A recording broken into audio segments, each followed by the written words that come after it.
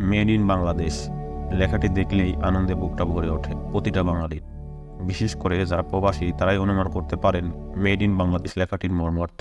আর সারা পৃথিবীতে made in Bangladesh লেখাটি ছড়িয়ে দিয়েছে লাখো মানুষের শ্রমে বেড়ে ওঠা বাংলাদেশের গার্মেন্টস শিল্প।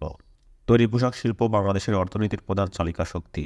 বেকার সমস্যার সমাধান, কর্মসংস্থান ও অর্থনৈতিক উন্নয়নের ক্ষেত্রে এই শিল্পের অবদান অপরিসীম। নানান চড়াই উতরাই পেরিয়ে এই শিল্প এগিয়ে চলছিল তড়িৎ গতিতে। কিন্তু দেশের উন্নয়নে এই গার্মেন্ট শিল্পের এত অবদান থাকা সত্ত্বেও এর উন্নতিতে যথেষ্ট সদিচ্ছার অভাব লক্ষ্য করা গেছে। বর্তমানে ভারতীয়রা বাংলাদেশে তাদের নিয়োজিত এজেন্ট দ্বারা নানান ষড়যন্ত্র এবং চক্রান্তের বেড়াজালে আটকাতে বদ্ধপরিকর আমাদের গার্মেন্ট শিল্পকে। বন্ধুরা, নবীন বার্তার আজকের পর্বে বাংলাদেশের গার্মেন্ট শিল্পকে ঘিরে ভারতের অপকৌশল সম্পর্কে বিস্তারিত জানব। তার আগে নবীন বার্তা চ্যানেলটিতে আপনি নতুন হলে অনুরোধ করব সাবস্ক্রাইব করে বেল আইকনটিতে ক্লিক। সুই সুতা কাপড় আর শ্রমিকের এ বন্ধন 40 বছরেরও বেশি পুরাতন। বাংলাদেশের গার্মেন্ট শিল্পের যাত্রা শুরু হয় 1960 সালে। দেশে প্রথম গার্মেন্ট শিল্প ফ্যাক্টরি প্রতিষ্ঠিত হয় ঢাকার উর্দু রোডে, রাজধানী পুরান ঢাকার সাবেক কেন্দ্রীয় কারাগারের পাশেই, যার নাম রিয়াজ গার্মেন্টস।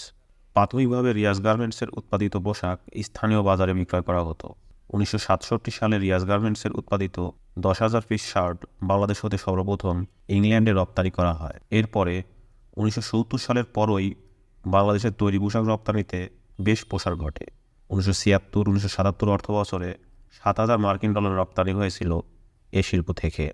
সাহসী উদ্যোক্তা এবং সরকারি পৃষ্ঠপোষকতার অভাবে পরবর্তী 1.5 দশকে খাতটির তেমন অগ্রগতি হয় না। গার্মেন্টস প্রস্তুতকারক ও গার্মেন্টস রপ্তানিকারক দেশ হিসেবে প্রকৃতপক্ষে 1981-82 সালে $0.1 মিলিয়ন রেডিমেড গার্মেন্টস রপ্তানি করে বিশ্ববাজারে বাংলাদেশের আগমনী মাত্রা জানান দেয়। মাত্র 10 বছরের ব্যবধানে বাংলাদেশের পোশাক রপ্তানির পরিমাণ 1992-93 সালে $1,445 মিলিয়ন উন্নীত হয়। বাংলাদেশের তৈরি পোশাক রপ্তানির প্রায় 94% হয় যুক্তরাষ্ট্র ও ইউভুক্ত দেশগুলোতে। 2013-14 অর্থবছরে ডিসেম্বর পর্যন্ত এর পরিমাণ দাঁড়ায় $9,653.25 মিলিয়ন। রপ্তানি আয় বাড়ার সাথে সাথে বাংলাদেশের গার্মেন্টস ফ্যাক্টরির সংখ্যাও বাড়তে থাকে। বর্তমানে ছোট বড় মিলিয়ে বাংলাদেশে প্রায় 5,000-এর উপর গার্মেন্টস ফ্যাক্টরি রয়েছে। ফ্যাক্টরির সংখ্যা বাড়ার সাথে সাথে বাংলাদেশের বিভিন্ন গার্মেন্টস ও টেক্সটাইল ইন্ডাস্ট্রিতে এ সেক্টরের প্রায় নিকটতম প্রতিদ্বন্দ্বী ভারতীয় নাগরিকদেরকে এ দেশের গার্মেন্টস মালিক পক্ষ বিভিন্ন টপ ম্যানেজমেন্ট লেভেল যেমন executive officer, chief marketing officer, admin HR এবং কমপ্লায়েন্সের মতো গুরুত্বপূর্ণ পদে দায়িত্ব দিতে থাকে। যার ফলশ্রুতিতে আমাদের দেশের শিল্প প্রতিষ্ঠানের নিয়ন্ত্রণ ব্যবস্থা আমাদের উদাসীনতার কারণে ক্রমান্বয়ে চলে যেতে থাকে ভারতীয়দের হাতে। নিজস্ব এজেন্টদের মাধ্যমে পরিকল্পিতভাবে শ্রমিক অসন্তোষ ছড়িয়ে দিয়ে তারা একে একে দখল করে নিচ্ছে বড় বড় গ্রুপের পোশাক কারখানাগুলো। কয়েক বছর ধরে সাভার, আশুলিয়া, জয়দেবপুর ও কাশপুর এলাকায় গার্মেন্টস কারখানায় শ্রমিক অসন্তোষ ও নাশকতা তারই বাস্তব উদাহরণ। নিয়মিত বেতন ভাতা পরিশোধ করে এবং কাজের পরিবেশও ভালো এমন সব কারখানায়ও ভাঙচুরের শিকার হয়েছে। অনুসন্ধানে দেখা গেছে এসব এলাকার স্থানীয় রাজনৈতিক নেতা, এনজিও কর্মী, সন্ত্রাসী, চাঁদাবাজ এবং ক্ষেত্রবিশেষে নির্বাচিত জনপ্রতিনিধিরাও এসব ভাঙচুরের ইন্ধন দিয়ে থাকেন। এসব ভাঙচুরের ঘটনার সংশ্লিষ্ট কারখানার general manager, production manager, accounts manager, মার্চেন্টাইজারের মতো গুরুত্বপূর্ণ ব্যক্তিদের সংশ্লিষ্টতারও প্রমাণ মিলেছে। এসব কর্মকর্তাদের 80% বিদেশি, এদের মধ্যে 70% ভারতীয় নাগরিক। এভাবে পরিকল্পিতভাবে অস্থিরতা সৃষ্টি করে ইতিমধ্যেই SQ, Crystal, Mustard, Hollywood, Shanta, Rose, Fortune, Trust, SX, Shahriar, স্টার্লি ও ইউনিয়নের মতো দেশসেরা সব গার্মেন্টস ক্রয় করে নিয়েছে ভারতীয়রা। বিক্রির কথাবার্তা চলছে আরও প্রায় 2 শতাধিক। বাংলাদেশে বর্তমানে প্রায় 5,000 তৈরি পোশাক কারখানায় 30,000-এর মতো বিদেশি কর্মকর্তা গুরুত্বপূর্ণ পদে কর্মরত রয়েছেন। এদের মধ্যে 12,000-এরও বেশি ভারতীয় নাগরিক। যোগাযোগ ও মার্কেটিংয়ে দক্ষ হওয়ায় বাংলাদেশের গার্মেন্টস শিল্প মূলত তাদের নিয়ন্ত্রণে পরিচালিত হয়। বেশিরভাগ ক্ষেত্রেই উদ্যোক্তারা পরিচালিত হন তাদের তৈরি করা ছক অনুযায়ী। তারাই মূলত ছক আঁকেন বাংলাদেশের সেরা কারখানাগুলো কীভাবে ভারতীয়দের দখলে নেওয়া যায়।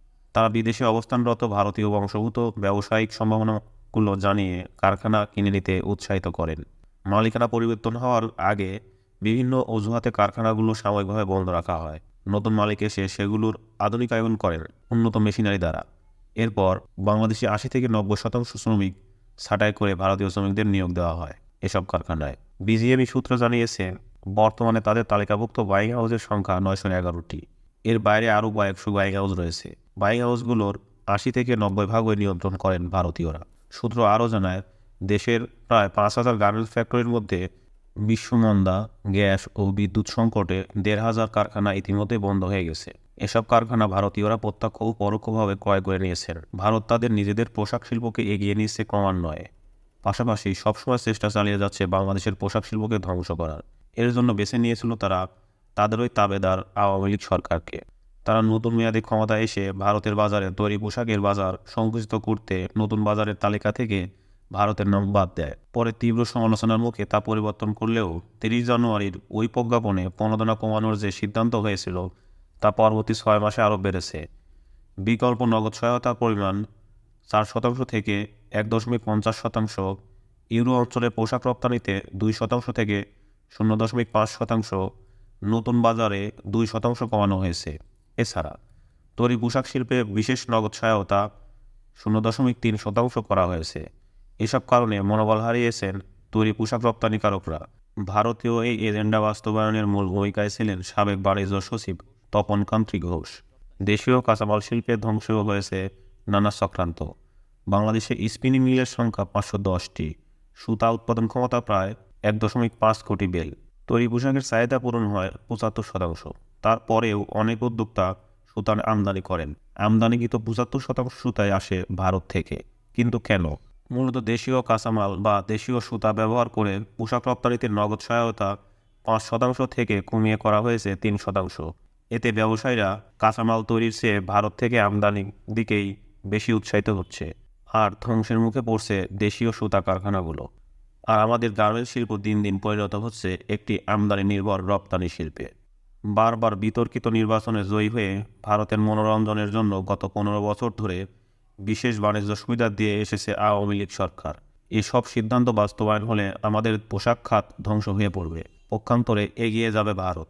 এই অবস্থায় দেশের অর্থনীতিকে সমৃদ্ধ করে এমন বিষয় ছাড়া ভারতের সাথে অন্য সকল চুক্তি পুনর্বিবেচনা করার কথা বলছেন বিশিষ্ট অর্থনীতিবিদরা।